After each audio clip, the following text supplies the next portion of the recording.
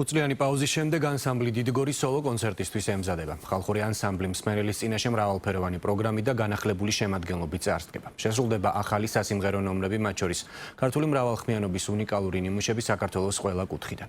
სოლო კონცერტი კონსერვატორიის დიდ დარბაზში 2 ივლისს გაიმართება.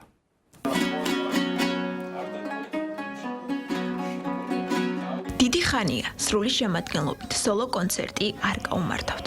ბოლოს 5 წლის წინ ჯანსუღ კახიძის მუსიკალურ-კულტურულ ცენტრში გამოვიდნენ. ერთ კვირაში კი მსმენელის წინაშე განახლებული პროგრამით კვლავ წარსდგებიან.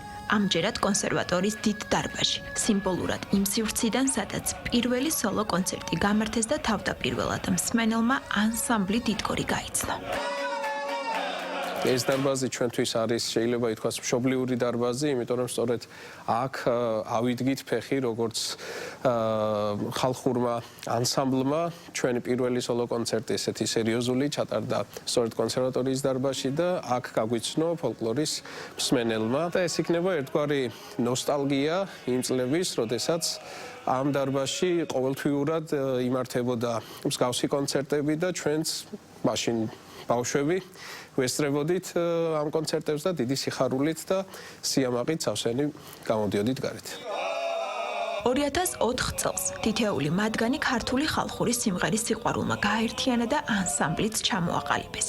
პირველი სოლო კონცერტის შემდეგ მალევე კონცერტის ვიდეო ჩანაწერი აუდიო ალბომად გამოიცა. მას შემდეგ წლებთან ერთად ანსამბლის პროგრამაც მრავალფეროვანი გახდა და შემადგენლობაც შეივსო. 2 წლის წინ ჩვენი გუნდი შეივსო ახალი ძალით, დავიმატეთ 4 ახალი ძალიან კარგი მომღერალი, რამაც მოგცვა საშუალება, რომ ჩვენი რეპერტუარი გაგვემრავალფეროვნებინა. იქნება წარმოდგენილი ფოლკლორული ნიმუშები, როგორც აღმოსავლეთ საქართველოდან, ასევე დასავლეთ საქართველოდან. ვცდილობთ, რომ მაქსიმალურად მოვიცვათ ყველა ის კუთხე, რომელიც ჩვენი გუნდის, ასე ვთქვათ, შემადგენლობისთვის არის მორგებული. ანსამბლი დიდგორი 21 წლის გახდა. 2 ათეული წელია მისი წევრები ცდილობენ მოიძიონ სხვადასხვა კუთხის ფოლკლორული ნიმუშები. სოლო კონცერტზე ბევრი მათგანი პირველად შესრულდება.